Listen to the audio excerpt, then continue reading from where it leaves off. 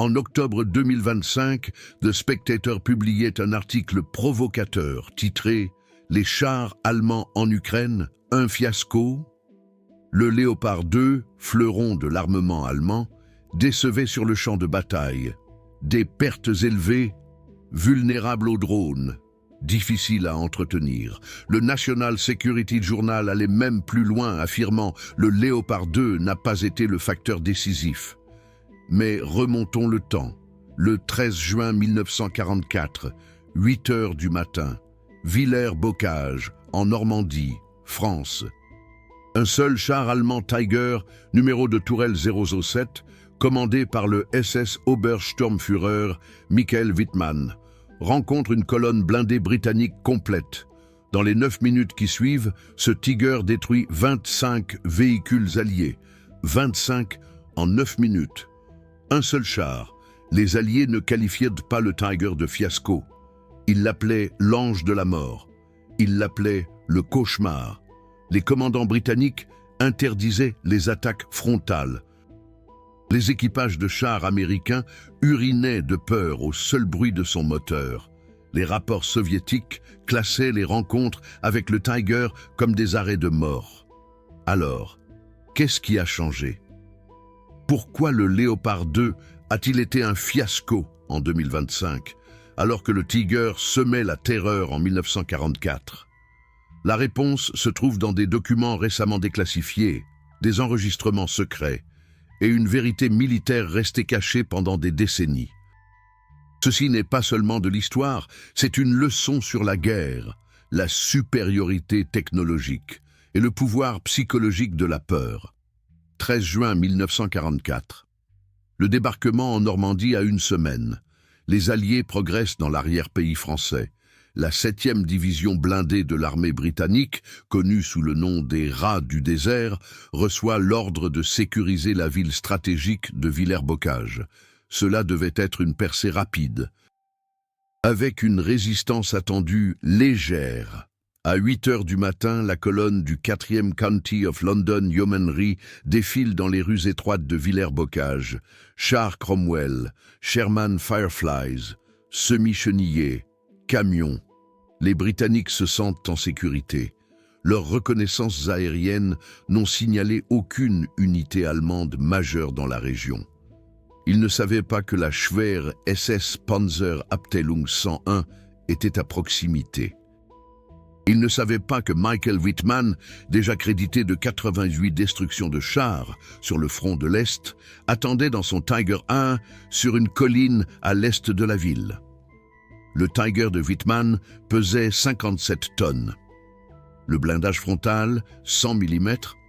Le canon, un 88 mm Kadrika 36 capable de percer n'importe quel char allié à 2000 mètres. L'équipage, 5 vétérans hautement entraînés. Wittmann observe la colonne britannique. 30 véhicules, alignés sur la route RN 175. Pas de protection des flancs, pas de reconnaissance en tête. Il repère la vulnérabilité instantanément. À 8h05, Wittmann donne l'ordre. Son Tiger sort de sa position camouflée. Le chargeur, Balthazar Voll, engage un obus perforant.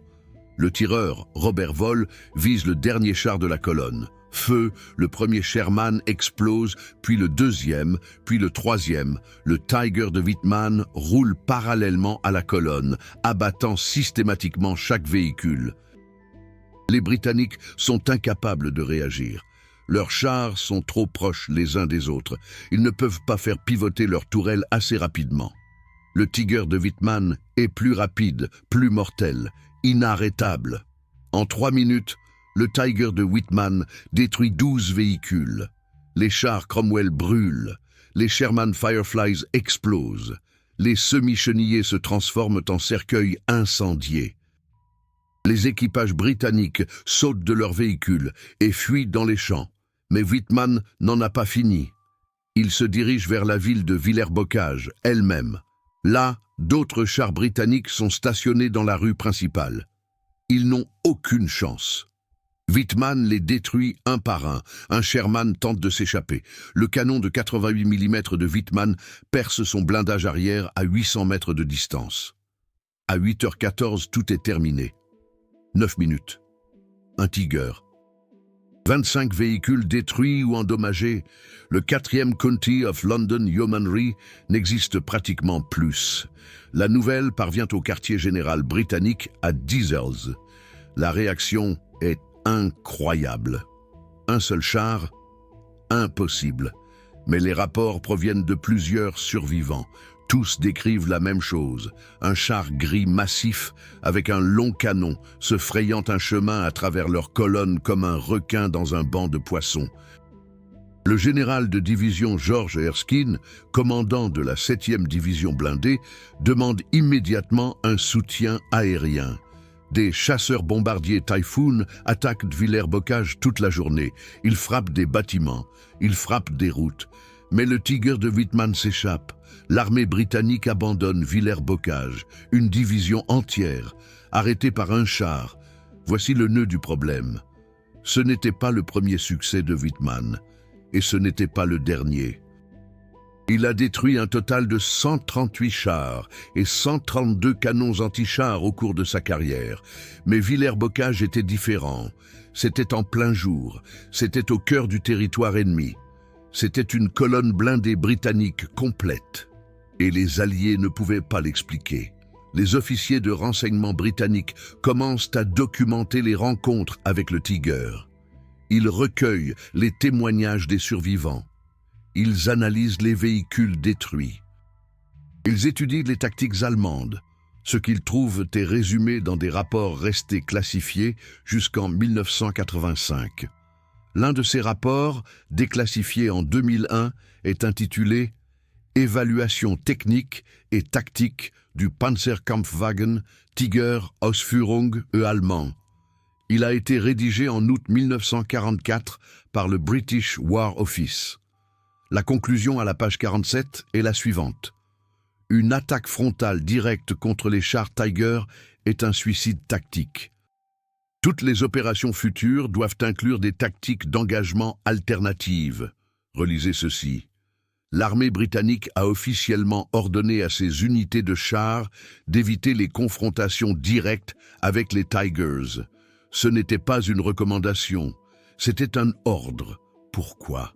Les chiffres parlent d'eux-mêmes. Le char Sherman moyen avait un canon de 75 mm qui ne pouvait percer le blindage frontal d'un Tiger qu'à moins de 500 mètres. Mais le canon de 88 mm du Tiger pouvait détruire un Sherman à plus de 2000 mètres. C'est 4 fois la portée. Pire encore, le blindage. Le devant d'un Sherman, 51 mm. Le devant d'un Tiger, 100 mm. Même le char britannique Churchill, avec 102 mm de blindage frontal, était vulnérable au canon de 98 mm du Tiger. Ce n'était pas une bataille équitable. C'était un massacre. Mais la supériorité technique n'explique pas tout. Les Alliés étaient plus nombreux. Pour chaque char allemand, il y avait 5 ou 10 chars alliés. Ils auraient pu submerger le Tiger, mais ils ne l'ont pas fait. Pourquoi ? La réponse réside dans quelque chose que la psychologie militaire appelle le facteur de peur. Le Tiger n'était pas seulement mortel, il était terrifiant. Pour les équipages de chars britanniques, le bruit du moteur du Tiger résonnait comme un grondement sourd et profond qui faisait vibrer la terre. Ils disaient pouvoir l'entendre à 800 mètres, et quand ils l'entendaient, ils savaient que la mort était proche. Un rapport du capitaine Antoine Lemaire du 3e régiment royal de chars, rédigé en juillet 1944, témoignait « Nos hommes entendaient le Tiger avant même de le voir.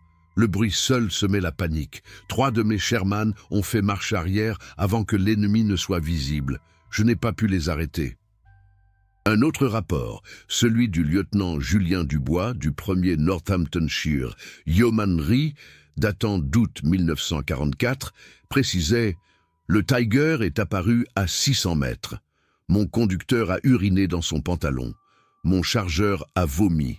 J'ai ordonné la retraite avant même que nous ayons tiré un seul coup. » Voilà la réalité. Des soldats alliés, des hommes bien entraînés et expérimentés au combat, perdaient leurs moyens à la simple vue ou au son d'un Tiger. L'armée britannique a commencé à élaborer des directives tactiques pour faire face aux Tigers. Une méthode consistait en l'encerclement. 5 Sherman attaquaient le Tiger sous différents angles. Le Tiger pouvait en détruire 2 ou 3, mais les autres pouvaient atteindre ses flancs ou son arrière, là où le blindage était plus faible. Le problème? Cela exigeait une coordination extraordinaire et du courage. Les 2 ou 3 premiers chars étaient condamnés. Les hommes le savaient, les volontaires étaient rares. Une autre méthode était le soutien aérien. Les chasseurs bombardiers Typhoon, équipés de roquettes, pouvaient attaquer les Tigers depuis les airs. Mais cela nécessitait une visibilité claire et une bonne communication. En terrain accidenté ou par mauvais temps, ce n'était pas une option. La troisième méthode était l'évitement. Lorsqu'un Tiger était repéré, les chars alliés se retiraient et demandaient l'appui de l'artillerie. L'artillerie lourde, avec des obus de 155 mm, pouvait immobiliser un Tiger par des explosions proches ou mettre l'équipage hors de combat par commotion cérébrale. Mais voici la cruelle ironie. Les Alliés avaient la supériorité aérienne. Ils avaient la supériorité en artillerie. Ils avaient la supériorité numérique. Et pourtant, la rencontre avec un Tiger nécessitait l'utilisation de toutes ses ressources. Un Tiger mobilisait plus de forces alliées qu'un bataillon allemand entier. Les Américains ont eu leurs propres expériences. 14 février 1943. Col de Kasserine, Tunisie. La première grande bataille de chars entre les forces américaines et allemandes. Les chars Tiger allemands de la Schwerpanzerabteilung 501 ont rencontré les chars américains M3 Lee et M4 Sherman. Ce fut un carnage. Les Américains ont perdu 183 chars en 3 jours. Les Allemands en ont perdu 7. La première division blindée américaine a été pratiquement anéantie. Le général Henri Leclerc a été envoyé en Tunisie pour redresser la situation. Son premier rapport au Pentagone, daté du 20 février 1943, est d'une honnêteté brutale. Nos chars sont inférieurs aux Tigers en blindage, en puissance de feu et en psychologie. Nos hommes ont peur. J'ai besoin de meilleur matériel ou de meilleures tactiques, de préférence les deux. Leclerc a mis au point une tactique qu'il a appelée « hit and run ». Les Sherman américains n'affrontaient pas directement les Tigers. Au lieu de cela, ils manœuvraient rapidement, attaquèrent les flancs et se retiraient avant que le Tiger ne puisse réagir. Ce n'était pas glorieux, mais ça marchait. Mais même Leclerc ne pouvait éliminer la peur. Un rapport du sergent Émile Gagnon de la 2e division blindée, rédigé en mars 1943, disait « Nous avons entendu le Tiger avant de le voir. Le bruit du moteur était différent de tout ce que nous connaissions. Profond, puissant, comme une bête. Notre lieutenant a dit « C'est le diable ». 3 hommes de mon unité ont déserté cette nuit-là. Relisez ça. Des soldats américains désertaient après une rencontre avec un Tiger. Cela a été documenté dans un rapport top secret rédigé par le US Army Psychological Warfare Department en juin 1943. Le rapport est intitulé « Impact moral du blindage lourd allemand sur les forces alliées ». Il a été déclassifié seulement en 1993. La principale conclusion à la page 23, l'impact psychologique du char Tiger dépasse sa menace militaire réelle. Les troupes alliées surestiment systématiquement le nombre de Tigers sur le terrain et signalent souvent des observations de Tigers là où seuls des chars allemands plus légers étaient présents. En d'autres termes, les Alliés avaient tellement peur du Tiger qu'ils prenaient chaque char allemand pour un Tiger. Mais pourquoi ce rapport a-t-il été classifié? Pourquoi les Alliés ont-ils gardé cette information secrète pendant 50 ans? La réponse réside dans quelque chose qui a récemment été révélé. En mai 2024, une équipe d'historiens et de cinéastes a annoncé un nouveau documentaire, Recording Evil. Le documentaire est basé sur des dizaines de milliers de documents déclassifiés des services secrets britanniques, des enregistrements secrets d'officiers et de soldats nazis détenus comme prisonniers de guerre. Ces enregistrements ont été réalisés dans des camps de prisonniers de guerre britanniques entre 1942 et 1945. Les prisonniers ne savaient pas que leurs conversations étaient enregistrées. Ils parlaient librement. Et ce qu'ils disaient a choqué les officiers de renseignement britanniques. Dans un enregistrement d'août 1944, 2 commandants de chars allemands, capturés après la bataille de Caen, discutent de leur char Tiger. Le premier officier, SS Hauptsturmführer Ernst Streng, dit « Le Tiger n'est pas seulement une arme, c'est une opération psychologique. Quand les Alliés entendent le bruit de notre moteur, ils s'enfuient. Nous n'avons même pas besoin de tirer. » Le deuxième officier, le lieutenant Klaus Müller, répond « J'ai touché un Sherman à 1800 mètres. L'équipage a brûlé vif. Leurs camarades ont vu ça. Ils ont battu en retraite. Nous avons gagné la bataille sans tirer un autre coup. » Ce n'était pas de la propagande, c'était des conversations privées, enregistrées à l'insu des personnes qui parlaient, et elles confirment ce que les rapports alliés décrivaient. Le Tiger était une arme de terreur. Mais voici ce qui est extraordinaire. Ces enregistrements ont été classifiés jusqu'en 2018. Pourquoi ? Pourquoi les Britanniques ont-ils gardé cette information secrète pendant 73 ans ? Un historien qui a travaillé sur le documentaire Recording Evil a expliqué « Les Alliés ne voulaient pas admettre à quel point leurs troupes étaient démoralisées. Ils ne voulaient pas admettre que les chars allemands avaient un pouvoir psychologique sur leurs soldats. Cela ne correspondait pas au récit de la victoire alliée. Pensez-y. Pendant des décennies, on a dit au public que les Alliés avaient gagné grâce à leur courage, leur technologie et leur morale. Mais les enregistrements secrets révèlent une histoire différente. Peur, retraite, démoralisation. Bien sûr, les Alliés ont finalement gagné. Ils avaient le nombre, ils avaient les ressources, ils avaient la supériorité aérienne, mais ils ont payé un lourd tribut. Et ils ne l'ont pas fait par des attaques frontales. Ils l'ont fait en contournant, en utilisant l'artillerie et les frappes aériennes. Ils l'ont fait en évitant le Tiger. Là, ça devient intéressant. L'Union soviétique avait sa propre expérience avec le Tiger, et elle était encore plus dramatique. 22 juin 1941, opération Barbarossa. L'Allemagne envahit l'Union soviétique. L'armée rouge soviétique avait, à ce moment-là, la plus grande flotte de chars au monde. Plus de 20 000 chars, les Allemands en avaient environ 3 000. Les Soviétiques se sentaient supérieurs, ils avaient torte. Les chars allemands étaient mieux entraînés, mieux coordonnés et mieux commandés.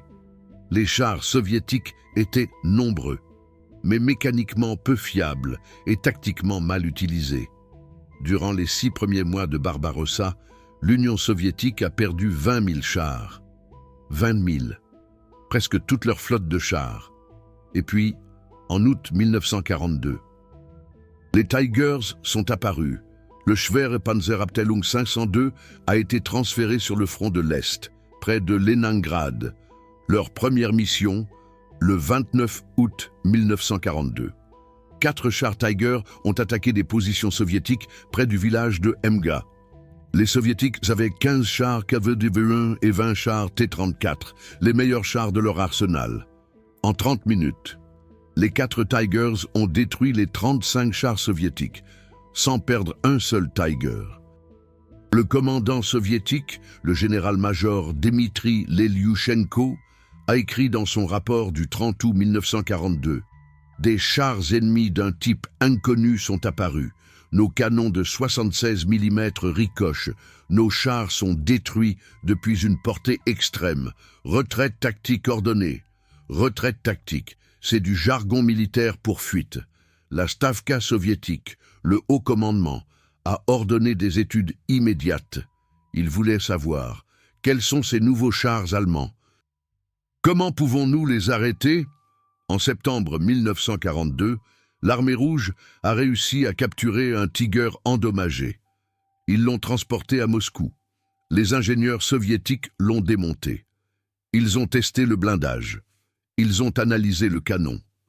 Leur rapport, rédigé en octobre 1942, est accablant. Ce char surpasse tous les modèles soviétiques actuels en termes de blindage, de puissance de feu et d'optique. Nos armes anti-chars actuelles sont inefficaces contre le blindage frontal. Staline a lu le rapport personnellement. Il a ordonné 2 choses. Premièrement, développer un nouveau char lourd capable de combattre le Tiger. Le résultat fut l'IS-2, qui n'est entré en production qu'en 1943. Deuxièmement, développer de nouvelles directives tactiques pour gérer les Tigers.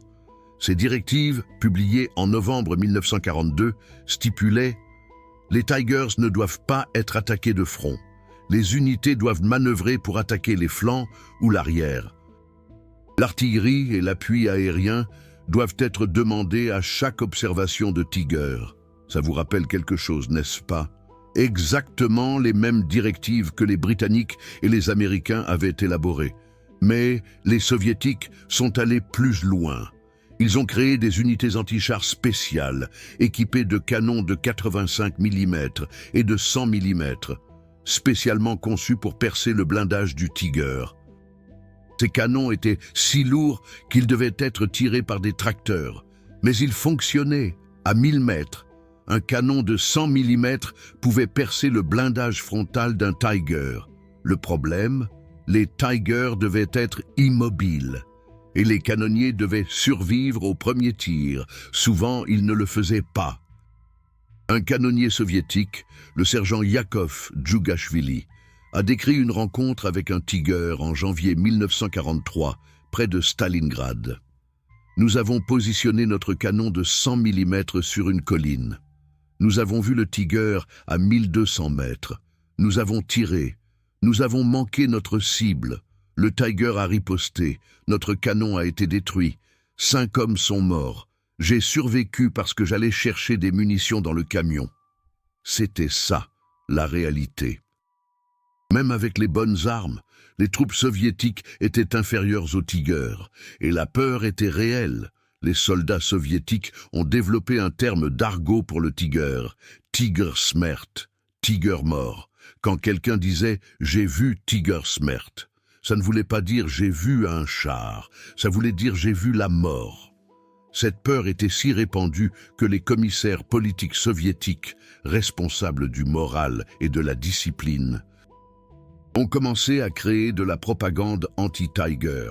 Des affiches montraient des soldats soviétiques détruisant des Tigers avec des cocktails Molotov. Des prospectus apprenaient aux fantassins comment attaquer des chars à bout portant. Des films montraient des héros qui battaient des Tigers, mais la propagande ne pouvait pas changer la réalité. Le Tiger était mortel, et les soldats soviétiques le savaient. Un rapport soviétique déclassifié de juillet 1943.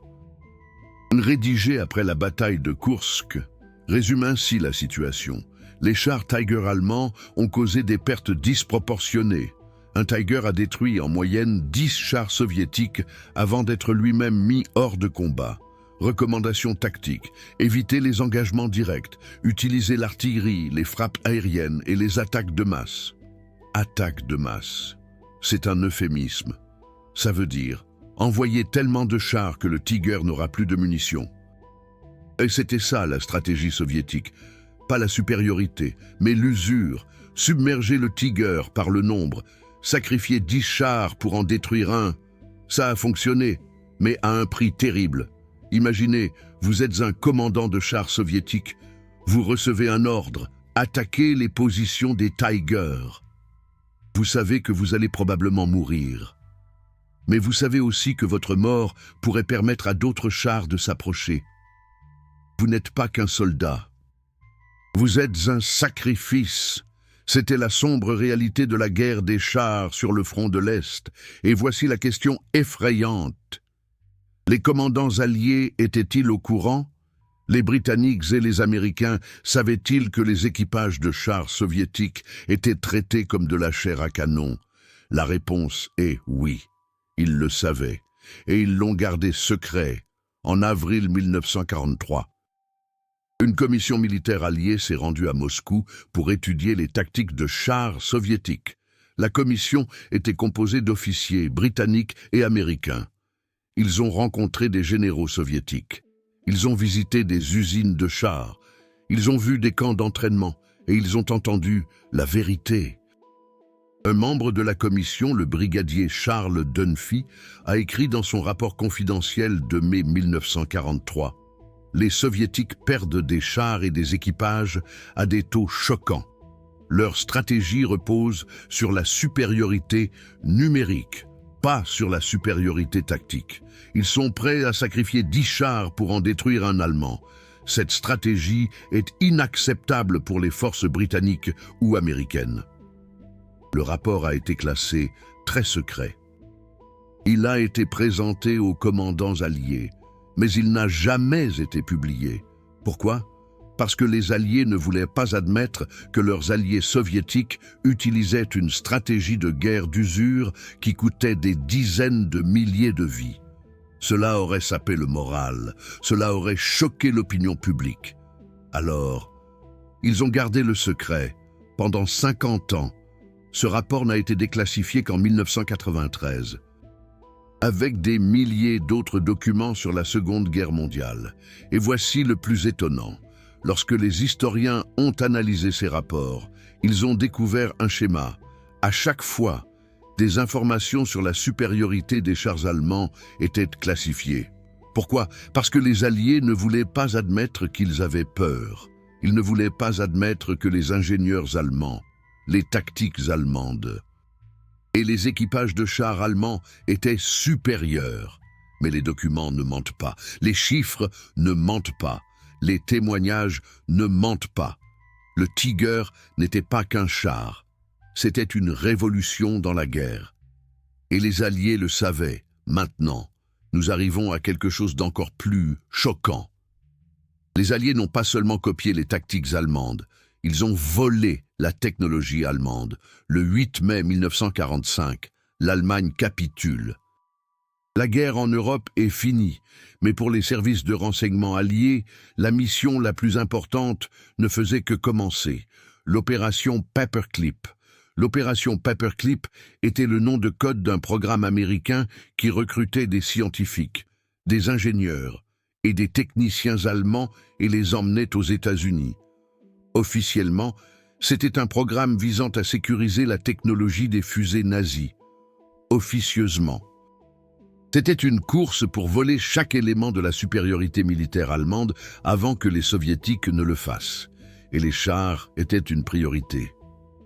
En juin 1945, les troupes américaines ont transporté 3 chars Tiger, 2 chars Panther et un Koenigstigger à Aberdeen Proving Ground, dans le Maryland. Là, les ingénieurs américains ont testé chaque détail, le blindage, la suspension, l'optique, le canon, les munitions. Ce qu'ils ont découvert les a choqués. Un rapport du colonel William G. Morton, chef of Ordnance Research, écrit en août 1945. L'optique des chars allemands surpasse la nôtre de 2 générations. Leurs lunettes de visée ont un grossissement double et des images plus claires. Leurs télémètres sont plus précis. Leurs tourelles de commandement offrent une vue à 360 degrés sans angle mort. Nous devons intégrer cette technologie immédiatement dans nos conceptions de chars d'après-guerre.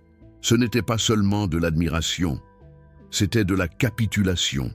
Les Américains admettaient que les chars allemands étaient supérieurs à presque tous les niveaux, et ils les ont copiés. Le char américain M26 Pershing, développé à la fin de la guerre, a copié l'inclinaison du blindage allemand. Le char M46 Patton, introduit en 1949, a copié les lunettes de visée et les tourelles de commandement allemandes. Le M48 Patton, introduit en 1952, avait un canon de 90 mm avec la technologie balistique allemande. Les Britanniques ont fait la même chose. Le char Centurion, le char principal britannique de l'après-guerre, avait des concepts de blindage et des systèmes de suspension allemands. Le char Chieftain des années 1960 avait un canon de 120 mm, directement dérivé de la technologie d'artillerie allemande.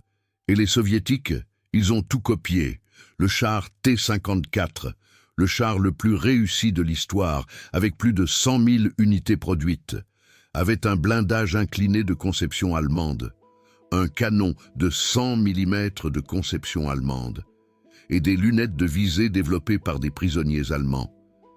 Mais il ne s'agissait pas seulement de matériel, il s'agissait de doctrine. Les Alliés ont réalisé que le succès des chars allemands n'était pas seulement dû à des chars supérieurs, il était dû à des tactiques supérieures. Et la plus importante était l'Auftragstaktik. L'Auftragstaktik, en anglais Mission Command, est une philosophie militaire allemande. Donnez à un commandant un objectif et les ressources. Laissez-le décider comment l'atteindre. Faites confiance à son initiative. Ne micro-gérez pas. C'était radical. Les Alliés avaient traditionnellement une structure de commandement descendante. Les ordres venaient d'en haut. Les soldats les exécutaient. Il y avait peu de place pour l'initiative. Mais pendant la Seconde Guerre mondiale, les Alliés ont vu à quel point l'Auftragstaktik était efficace. Les commandants allemands pouvaient réagir rapidement aux conditions changeantes du champ de bataille. Ils improvisaient, ils saisissaient les opportunités. Ils agissaient sans attendre d'ordre. Et ça a marché. Après la guerre, les académies militaires américaines et britanniques ont étudié la doctrine allemande de manière intensive. Elles ont invité d'anciens généraux allemands à donner des conférences. Elles ont traduit des manuels militaires allemands. Elles ont analysé les opérations sur le terrain allemande.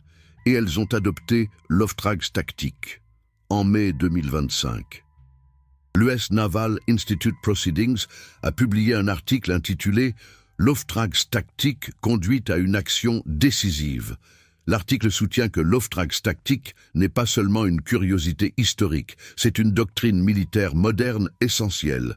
L'article cite l'Ukraine, les forces ukrainiennes, formées par des conseillers de l'OTAN aux Mission Command, utilisent une prise de décision décentralisée pour combattre les forces russes. La Russie utilise toujours un commandement descendant. L'Ukraine utilise l'Auftragstaktik, et ça marche. Un conseiller de l'OTAN cité dans l'article déclare « Les Ukrainiens ont appris ce que les Allemands savaient pendant la Seconde Guerre mondiale. Si vous donnez à vos commandants la liberté de prendre des décisions, ils réagissent plus rapidement, s'adaptent mieux et gagnent plus souvent. » Relisez ça. En 2025. L'Ukraine utilise des tactiques allemandes de la Seconde Guerre mondiale pour combattre la Russie. L'ironie est stupéfiante. Mais voici la question plus importante. Si les Alliés ont volé la technologie allemande, adopté les tactiques allemandes et intégré la doctrine allemande, pourquoi cela n'est-il pas enseigné? Pourquoi la plupart des gens ne savent-ils pas que les chars alliés d'après-guerre ont copié des conceptions allemandes? Pourquoi ne savent-ils pas que la doctrine de l'OTAN est basée sur l'Auftragstaktik allemande? La réponse est inconfortable, parce que cela complique le récit de la victoire alliée. L'histoire simple est, les Alliés étaient les gentils, ils avaient de meilleures valeurs, une meilleure technologie, un meilleur leadership. Ils ont gagné grâce à la supériorité morale et technologique. Mais l'histoire complexe est, les Alliés avaient peur, ils étaient technologiquement inférieurs. Ils ont perdu des dizaines de milliers de soldats parce que leurs chars étaient moins bons. Ils ont gagné grâce aux chiffres, aux ressources et à la supériorité aérienne. Et après la guerre, ils ont volé des idées allemandes pour améliorer leurs propres armées. Ce n'est pas une critique des Alliés. C'est du réalisme. La guerre est complexe, les victoires ne sont jamais simples, et parfois, on apprend de l'ennemi. Alors, revenons à la question initiale. Pourquoi le Léopard 2 a-t-il fait un flop en 2025, alors que le Tiger semait la terreur en 1944? La réponse se décline en 4 points. Premièrement, le contexte. Le Tiger combattait en 1944, dans une guerre de mouvements conventionnels. Pas de drones, Pas de missiles anti-chars portables. Pas de capteurs modernes. Les Alliés avaient des Sherman, des Churchill et des T-34. De bons chars, mais inférieurs aux Tiger. Le Léopard 2 combat en 2025, dans une guerre asymétrique. Des drones essaimant dans le ciel. Des munitions rôdeuses chassent les chars. La guerre électronique perturbe les communications. Des missiles anti-chars portables, comme le Javelin et le Henlai, peuvent frapper les chars à des kilomètres de distance. Le champ de bataille a changé. Le Léopard 2 est un bon char, mais il a été conçu pour une autre guerre.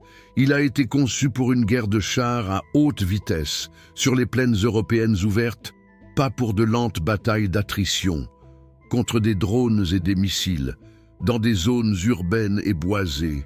Deuxièmement, l'entraînement. Les équipages de Tiger allemands s'entraînaient pendant 3 ans. 3 ans. Ils connaissaient leurs chars intimement. Ils pouvaient opérer dans le noir. Ils pouvaient tirer en mouvement. Ce n'étaient pas seulement des soldats, c'étaient des virtuoses. Les équipages ukrainiens de Léopard 2 s'entraînaient pendant 3 mois. Certains ne se sont entraînés que 6 semaines. Ils n'ont pas eu le temps de maîtriser le char. Ils n'ont pas eu le temps de développer une coordination instinctive. Ils conduisaient des chars qu'ils connaissaient à peine, dans des combats contre un ennemi bien préparé. Ce n'est pas de leur faute. C'est la réalité. Les guerres modernes s'intensifient rapidement. Il n'y a pas de temps pour des années d'entraînement. Mais cela signifie que les équipages de chars sont moins efficaces. Troisièmement, la doctrine. La Wehrmacht en 1944 utilisait la Auftragstaktik, tactique de mission. Les commandants de chars avaient la liberté de prendre des décisions. Ils pouvaient improviser. Ils pouvaient saisir des opportunités. Ils avaient de l'initiative. L'Ukraine en 2025 apprend la Auftragstaktik. Mais c'est nouveau. Les conseillers de l'OTAN l'enseignent, mais il faut du temps pour changer une culture militaire. La doctrine russe est descendante. La doctrine ukrainienne était traditionnellement aussi descendante. Le commandement de mission est un changement de paradigme. Le Léopard 2 est un outil, mais les outils ne valent que ce que vaut la doctrine qui les utilise. Quatrièmement, et c'est le plus important, le narratif. Le Tiger était un symbole de terreur en 1944. Les Alliés en avaient peur. Les soldats urinaient quand ils entendaient le bruit de son moteur. Les commandants interdisaient les attaques frontales. Le Tiger n'avait pas seulement une supériorité matérielle, il avait un pouvoir psychologique. Le Léopard 2 n'a pas cela. Personne n'a peur du Léopard 2.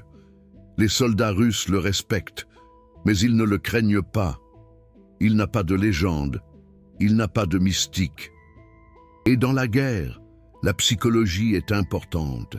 Si l'ennemi pense que votre char est imbattable, il hésite. S'il pense que votre char est vulnérable, il attaque. Le Tiger avait une légende. Le Léopard 2 ne l'a pas. Mais voici ce qui est intéressant. Cela ne signifie pas que l'ingénierie allemande a échoué. Cela signifie que la guerre a changé. Le Léopard 2 est toujours l'un des meilleurs chars du monde. Dans un duel de chars conventionnels contre des T-72 ou des T-90 russes, le Léopard 2 gagnerait probablement. Son blindage est meilleur, son canon est plus précis, son optique est supérieure.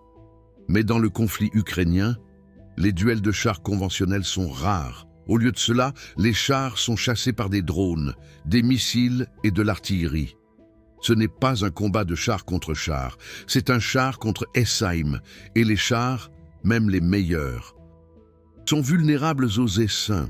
Alors, quelle est la leçon? La leçon est que la technologie seule ne gagne pas. Le Tiger n'était pas seulement supérieur parce qu'il avait un canon de 88 mm. Il était supérieur parce que les équipages allemands étaient excellemment entraînés, parce que la doctrine allemande encourageait l'initiative et parce que les Alliés étaient psychologiquement intimidés par lui. Le Léopard 2 est technologiquement excellent. Mais sans un entraînement excellent, sans un soutien doctrinal et sans un impact psychologique, il ne peut pas réaliser son plein potentiel. C'est la vérité que l'histoire nous enseigne. Les armes ne gagnent pas les guerres. Les hommes gagnent les guerres. Les tactiques gagnent les guerres. La psychologie gagne les guerres. Le Tiger était plus qu'un char. Il était un symbole de l'excellence militaire allemande. Il était un produit de l'ingénierie, de l'entraînement, de la doctrine et de la légende. Et les Alliés le savaient. Ils en avaient peur. Ils l'évitaient. Et après la guerre, ils ont volé ses idées. Le Léopard 2 est un excellent char, mais c'est un outil. Et les outils ne valent que ce que valent les mains qui les guident et la doctrine qui les oriente. La prochaine fois que vous lirez que le Léopard 2 a fait un flop en Ukraine, souvenez-vous-en. Le char n'est pas le problème. Le contexte est le problème. L'entraînement est le problème. La doctrine est le problème. Et la prochaine fois que vous lirez au sujet du Tiger, souvenez-vous-en, ce n'était pas seulement un char, c'était une révolution. Et le monde ne le sait toujours pas complètement, parce que les Alliés ont gardé la vérité classifiée pendant des décennies. Ces histoires ne sont pas seulement du passé, ce sont des leçons pour aujourd'hui. Si vous appréciez cette vérité historique, si vous croyez que nous devrions tirer des leçons du passé, alors soutenez ce travail. Chaque don, Super Thanks, aide à faire la lumière sur davantage de ces histoires cachées. L'histoire n'est pas écrite dans les manuels scolaires. Elle se trouve dans les documents déclassifiés, dans les témoignages et dans les vérités qui ont été enfouies pendant des décennies. Maintenant, en 2025, alors que l'Allemagne lance son plus grand programme de défense depuis la Seconde Guerre mondiale, alors que Rheinmetall reçoit des milliards, alors que les débats sur l'efficacité du Léopard font rage, nous devons nous demander: l'histoire se répète-t-elle? Non, mais elle rime. La Wehrmacht avait une force industrielle. L'Allemagne, en 2025, a Rheinmetall. La Wehrmacht avait une supériorité technologique. L'Allemagne, en 2025, développe des chars modernes. La Wehrmacht avait la Auftragstaktik. L'OTAN adopte le commandement de mission. Mais il y a une différence décisive. La Wehrmacht menait une guerre d'agression.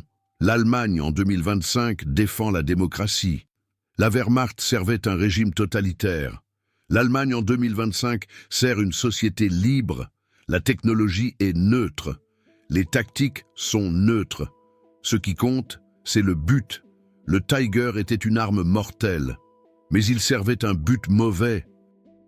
Le Léopard 2 est une arme mortelle, mais il sert un but juste, la défense de la liberté. C'est la différence, pas la technologie, le but. Et c'est la leçon que nous ne devons jamais oublier. L'ingénierie allemande, la tactique allemande, la discipline allemande, tout cela était excellent. Mais l'excellence sans morale, c'est de la barbarie. Les Alliés n'ont pas gagné la Seconde Guerre mondiale parce qu'ils avaient de meilleurs chars. Ils ont gagné parce qu'ils se battaient pour quelque chose de meilleur. Et c'est là la véritable supériorité. Rheinmetall en 2025 contre la Wehrmacht en 1943. Léopard 2 contre Tiger. Modernisation actuelle contre production historique. Les outils se ressemblent, mais les valeurs sont différentes. Et c'est ça qui fait toute la différence. Qu'en pensez-vous? L'histoire se répète-t-elle? Ou tirons-nous des leçons du passé? Le réarmement allemand en 2025. Est-il une défense nécessaire ou une répétition inquiétante? Partagez vos réflexions dans les commentaires, discutons des leçons de l'histoire, car ce n'est qu'en comprenant ce qui s'est passé que nous pouvons empêcher que cela ne se reproduise.